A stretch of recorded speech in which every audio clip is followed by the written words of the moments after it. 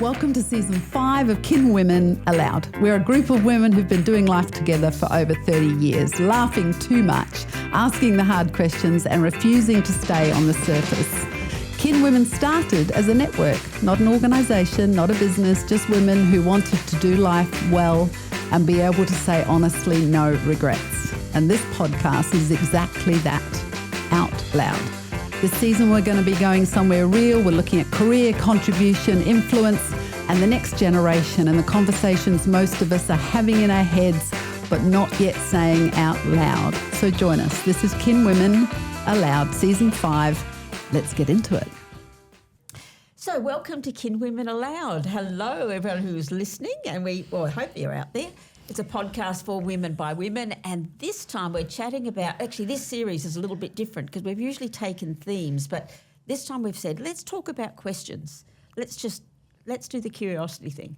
Ask some questions, and hopefully they're the kind of questions that you've been asking yourself and that you're thinking about.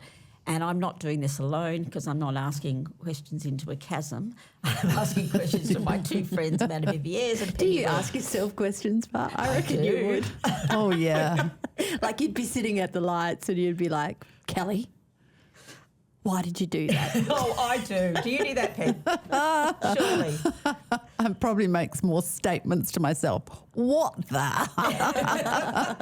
Today's question we're going to talk about actually comes out of last time we were together and talking about the area of fulfillment. And this time we're talking about a lot of I heard you guys talking about that. And what I loved was that as you talked about fulfillment, it was a lot of the time it's with others, you know, and that's, I think, particularly something for women, right? And so today the question is, you know, what makes me feel like I truly belong to others? You know, how do I actually feel connected, and how do I build meaningful connections if I don't feel like I belong? So before we explore this any further, I'm just going to check in with you two and make sure you're going good job. okay. So, Penny was ready to take over then. I could see it. I can see that. It's really difficult when you're trying to just lead a little chat and you've got your friends asking you, like, with their eyes, what the heck is going on? But today's little check-in question is, what's happened in 2026 that you maybe weren't ready for or just took you a little bit by surprise? Mans, come on, you mentioned to me earlier, I've got no idea about what this is. It's something about a goat. It's radical. It's like, it's a radical change to my year. Come on then. My husband continually told me that I'm a terrible snorer. Oh. And you girls have travelled with me. I'm not great. Yeah. But I think that does come back to you. Well, it's quite nice knowing you there. Okay. So he went on a little merry online buying spree, and he bought me nose strips that I've seen them. I've seen them. Lift up my nose when I sleep.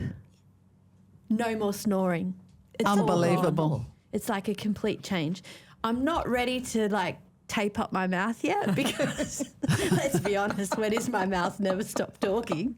But but I couldn't do that. I couldn't breathe. The goat nose strips. This is right? not a recommendation. This is not a drill. If you're a snorer, have a go. That's fantastic. I'm sleeping better. I was going to say, I bet you are. That's really interesting. Really I would impacts never my have thought sinuses. My sinuses have always been a bit weird. We're not a now health you're listening podcast, but yeah. we're just now you're listening to migrating me and you're into like, one. oh yeah, you are a bit nasally, aren't you? There you go. Welcome to my life. That's An so unexpected part of 2026. Sleeping better, girls. I'm really not sure of the goat business. That's the name. That's the name of it.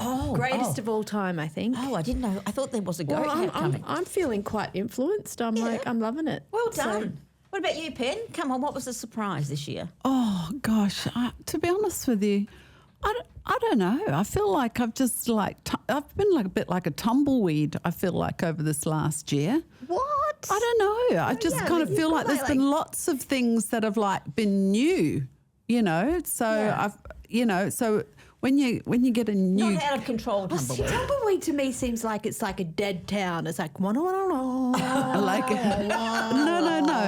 I feel like I've gathered all of these new experiences. A rolling. Well, that's more like Yeah, that's more like a big boulder coming down the hill, Ben. No, that's okay. Like I just kind of feel like there's been lots of new things, and I think most of that is because I've got a new guy in my life. So it's like new family, new, true. new meetings, yeah, new ways, Like new. your life has expanded. Yeah. Well, But it's been good. I can be a tumbleweed and quite enjoy that. Yeah, well, I tell you what, my unexpected thing is that I recently travelled to India, which is the home of my mum and both my mum's parents, my grandparents, my great-grandparents, my aunts, my aunties. It's like, and I travelled up to the north and I went into a town called Dehradun, which is right up in the foothills in the Himalayas, and I found my great-grandmother's grave. Wow. Beautiful. Oh, my gosh. And How did you find it? Did you ask around before you went there? Or? Yeah, before I went there, I had a picture of the grave, and on the back it actually had, because everyone of that generation is gone, like Yes. my mother's generation and that. So I just found this picture that had the grave site, like where it was, the number, like it had plot number, area, plot and grave number. That's all I had. And I went there because a lot of the graves are missing now because they just have taken over the land because they've needed it, right? Because it's not like us where you section it off never to be touched again. And so I went into this, honestly, quite a derelict. I spoke to the caretaker, who's not doing a great job of caretaking, but anyway, he is the appointed caretaker. And I said, I'm looking for this grave. And he said, you have to wait over there while I look around. And I thought, it doesn't matter if he doesn't find it. At least I've come. And then about 20 minutes later, he calls out to me, and I come over, and there's my grandmother's grave. Aww. And her name is Harriet Charlotte Irene Taylor, which was a nominated English name. Unbelievable. And you think about that. So her name's Harriet. So Yep. my granddaughter, just born this week, is called Harriet. Oh, isn't that wild? That is wild. I have never met another Harriet before. Wow. Oh, Pen, isn't that amazing? Yeah, eh? yeah. That's just because it's such a unique, beautiful name. So Yeah. And could you learn anything about her, like where she lived? Like, was there any stories in the town, or are they all No. gone? It's all gone. And all it was this one. And I paid to have a little plaque made up that just marks her name. And I talked to her and I said to her, you cannot imagine how many people have come from you. Because she had 12 children. Wow. And all of my cousins. And I just said to her, we've all done well. You'd be very proud. So that's my beautiful little adventure so gorgeous. far in 2026. Gosh, And, it's quite different to my nose strip. yeah, But well, we started at one point and then we kept elevating. So anyway, let's get on and let's have a great chat about belonging and community. beautiful. Okay, you guys, here's the question I want to ask you today. Where do we find we truly belong? And how do we build meaningful connections if we have them, if we don't have them? Okay, so I was just thinking about this myself. Have you ever kind of sat in a room?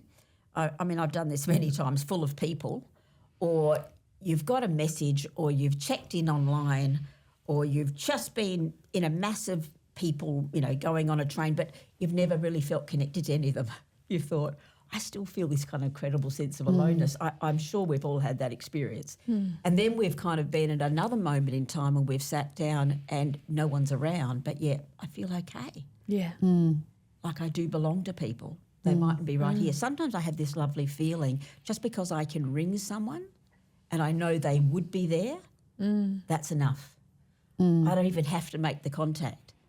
But if I feel like I can't do that, most often I think because of me, I feel like I don't belong. So Mans, tell me, when was the last time when is the time, let's not even say the last time, when's the time you thought, gosh, nothing's really happening, but I really do feel like I belong to these people? Yes. I think I've been on a really big journey with my family. Like, I have a really big and very connected family.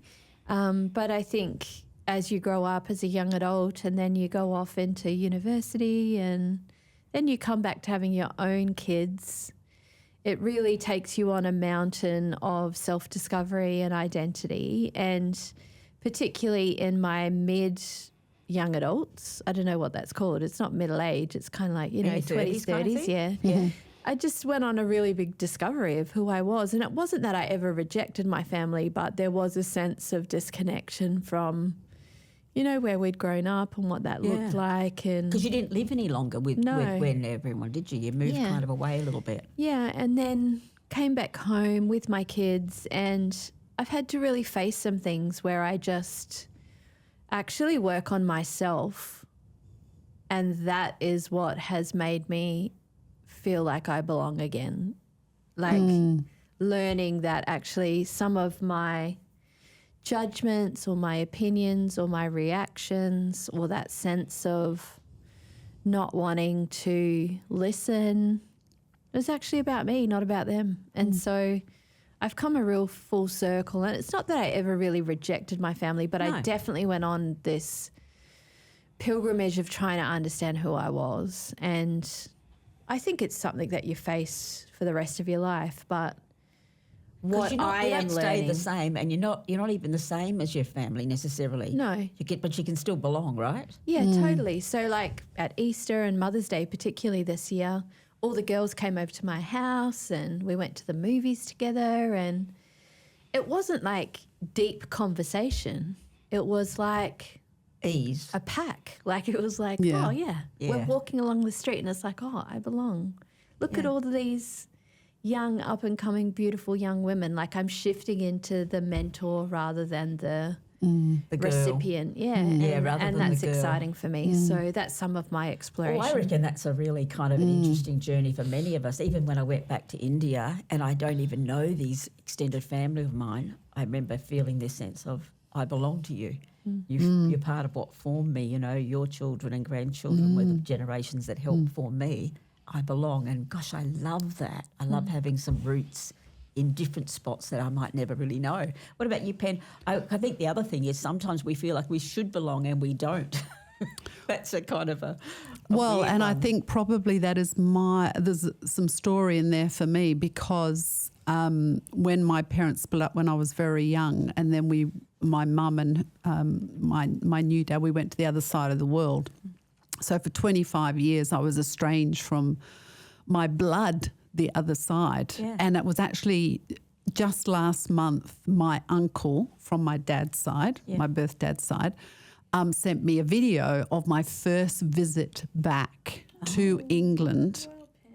Wow. Of when I had met my dad and he'd taken me to what we call Church Farm, and we're in this 15th century kitchen, and they're all hanging around, and I'm watching, and I'm looking at myself on this video and going, I remember that feeling, and the feeling was this: they're my blood. These are my cousins. These are my aunties. This is my dad. But I actually felt on the outer. I was outside coming in, and it was both a beautiful and sad. Oh. I was holding the tension of it, of what I had, what I felt. They were being very kind and generous, and oh my gosh, we found the long lost daughter kind of factor on one hand, but actually I felt like the outsider as well. Do you reckon that was about lack of shared experience, or was there something deeper going on? Oh gosh, I to be honest with you, I don't fully know, other than I know how I felt at the time. Yeah, and maybe that's something. I think there are these tensions when you think, oh, I just don't feel like I do belong. Do you reckon in this, and I mean, I know that's what many women would say to me, that they're often in that. Do you think it's more difficult, because we're talking about families and history, do you reckon it is a bit more difficult in culture to feel like you belong today?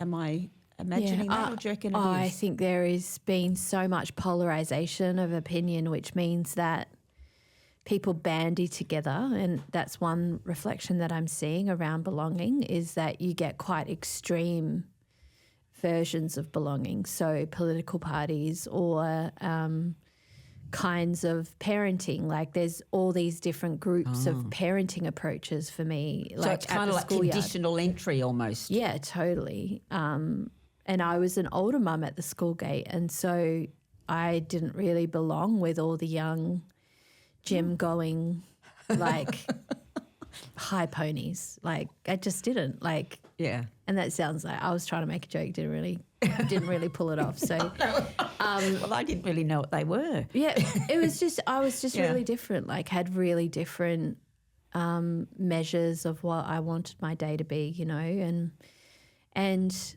I think that's a key component. So lack of kind of the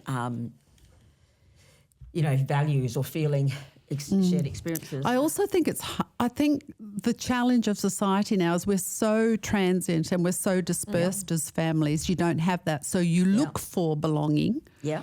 You look for belonging, and the number one place you look for belonging is in your workplace, because that's where you spend a lot of time, right? So which is why there's such a big thing around the culture of the workplace. Do I feel accepted? Do I feel valued? Do I feel like I belong? You know, so, and which I think is actually really important. But because people needing it in the workplace. I think people are looking for it because they're there a lot. They're giving a lot of their time. They don't have this family and multi-generational. You know, you're unusual, Amanda, with your family. You've got a lot of family around you, but that's unusual. So I think they look for it in the workplace. And I think what they forget is that actually you can have a sense, oh, this is a nice place, but actually trust takes time. Yeah, I know. Trust takes time. Real trust takes time. And the we're social all media moving. environment has created more mistrust. AI has created mistrust. Yeah. Are you telling the truth? What does that mean? Like, Well, these are the kind of barriers that stop us really taking those risks, Ben. When you say take risks, like what are the kind of things, I think you're so right, Amanda. I don't feel like there's as much just acceptance based on, well, you may think differently, but I will love you anyway. I feel like it's like you better join the club or it's going to be criticised. and there's a real rise around the need for boundaries, right? And we all know how important boundaries are. But I've realised some of my boundaries actually stop me from finding connection in the way that I long for, because So you're protecting one side of yourself, right? I would be a little bit like, oh, someone's just come to my house and I didn't know about it.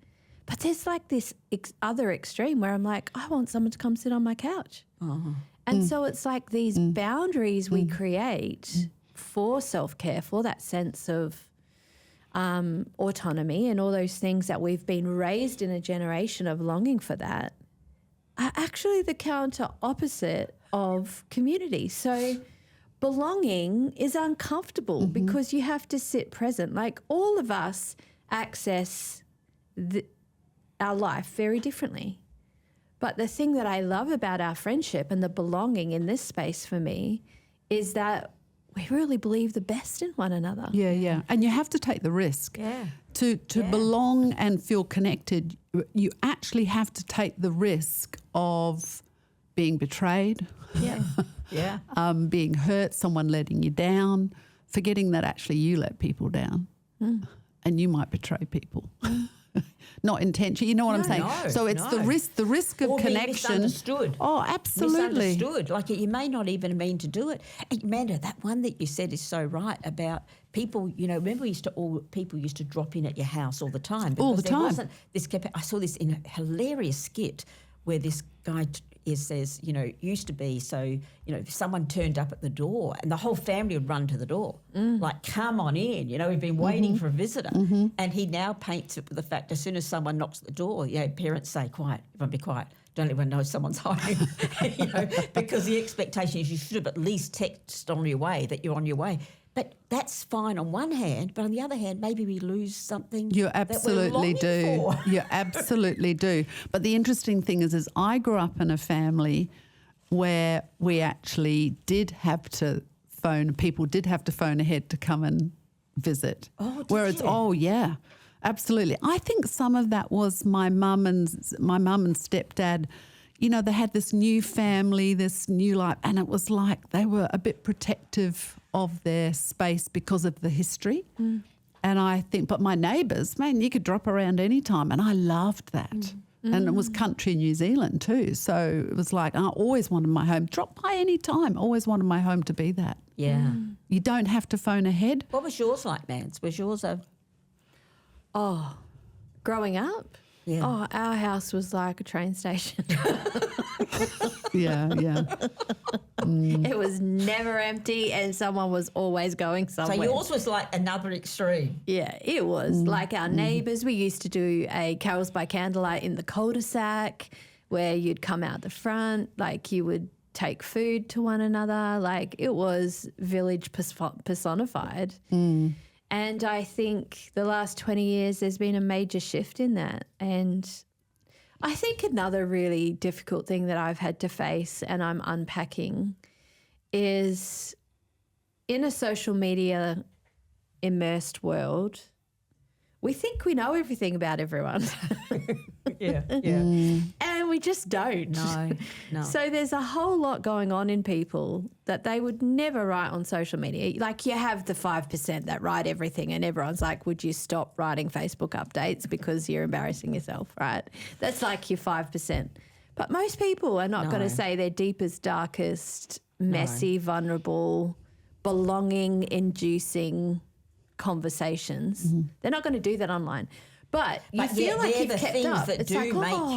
They're the things that do make you feel really close. So how can we reframe belonging then? Like how can we look at it and think, like we can't go back. Everything's not going to become, no social media or everyone's just going to be open to people just dropping in. Look, I don't think that's ever going to happen. So how can we have that idea of belonging? What can we change to actually get what we want, which is to feel like we are connected to people? Well, I think it's really important to be true to who you are. I think that's critical, and not Tell be. me what you mean. Well, what I mean is you need to be comfortable in yourself to be able to give of yourself. Like I just think that's really essential. And I think you have to be true across all of the fields that you're in, whether it's work or the school gate or the sports field, or like just be integrous to who you are, because that's what people want. I think that's the first thing. And I think you just have to step out. I think you have to step out and take the risk to say hello, to connect, to join, to talk, I just think we just have to. Yeah. And we can't rely, because online, you see, we think we're doing it. We're actually not. We're telling. Yes.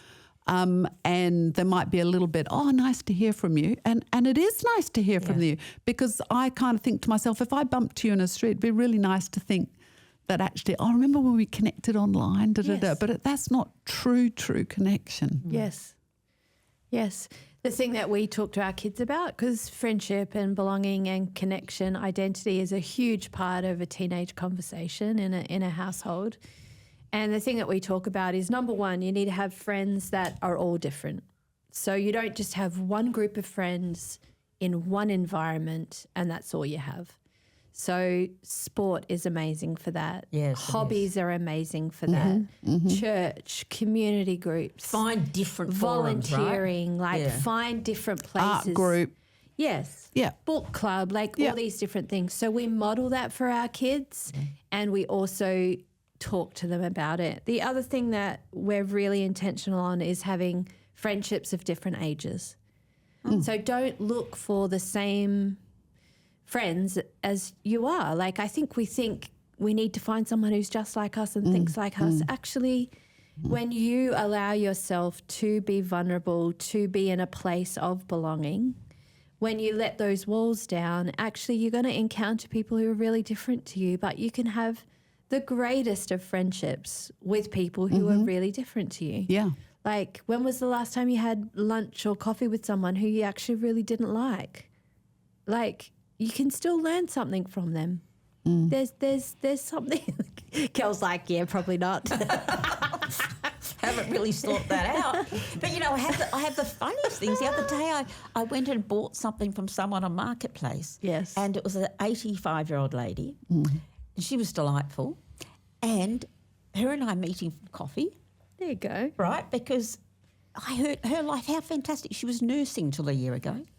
What? She's amazing. And I thought to myself, what I would think is, I love this, there's a proverb that says, the world of the generous gets larger and larger and the world of the stingy gets smaller and smaller. And if you want a big world of connected, then you've got to be generous. It's not about money. It's about time and it's about words. Encourage people. Serve them. Yeah. Without any expectation of return, because I think generosity isn't generosity if you think it's a transaction, right? So I would really say, and I think about when I go away to places like India, I always end up coming back with all these contact people in my phone, and I've got I'm sending them messages. I've got 2 young guys from Delhi are coming to stay with me at the end of the year. I met them at an IPL football game, which is hilarious. But you know what I think? I think chat, take the risk. Not everyone you'll love and not everyone will love you, but if you have that attitude of a really generosity and its age is not a thing and sameness is not a thing, I think you can have a belonging that's different to family and different to what it was, but gosh, I reckon it's rich, And key parts of what you just said, Kelley, for me is lowering expectations. We have just these crazy expectations of people, and I think, do you belong to yourself? Like when you have this sense of belonging to yourself, to your own sense of identity, you can hold yourself. Like the reason why you can go to an IPL game and meet random strangers, Kelley, and then suddenly they become family, is there's a sense of security and humility and generosity, and your values shine out of you, and that draws people. It draws people like a magnet, I reckon. I think the only other thing I would say is that you can actually belong with people for a short term as well. Like I think sometimes we think that things should be everlasting. Yeah. Well, no. And that doesn't mean, you think about people who stay in a town, they go and work in a small country town for a while, or and you just kind of go, you can belong and you can connect and you can give and then you move through. Yep. And that's okay too. Yeah, and I actually think we've got to accept that some of those things do change and, gosh, still take the risk, still invest. Absolutely. Still invest into people. Which is why it's really important to be comfortable in yourself. Yeah. Well, I think to myself, I guess in just wrapping it up, I thought, I think I want everyone to know, we all feel like we don't belong sometimes. Like we've all felt that, haven't we? Oh, gosh. You're not alone. But in saying that, let's not use that as a way to kind of hide away, right? Just recognise we sometimes feel alone, but here's my really strong encouragement today: reach out, don't wait, just smile at people as you walk past them in the street. Just say a hello even when someone glances away from you. Ring a friend even if they don't answer, and leave a message. This is what I do. If someone doesn't answer, I don't think, they didn't want to chat. I always leave a message like, hello, you wouldn't believe who this is. I'm ringing. Take the punt. Absolutely. And I think the other thing is we're often waiting for, but they haven't contacted me for a while. Well, you contact them. Well, I reckon that's you've got the to gift. reach out, because connection is part of the human condition, and more than that, it's something we actually can't live without. I agree. Wonderful. So good having a chat to you guys. See you next time. Thanks for being here with us. If today's conversation meant something to you, share it. That's how Kinwomen grows, one woman, one friend at a time. Learn more about us at kinwomen.com or find us on our socials at Kinwomen. This podcast is recorded and engineered by Mark Ralph at Elemental Sound and produced by Natalie Kellner from Mindful Marketing. Thanks, guys. We'll see you next time. You are our kin.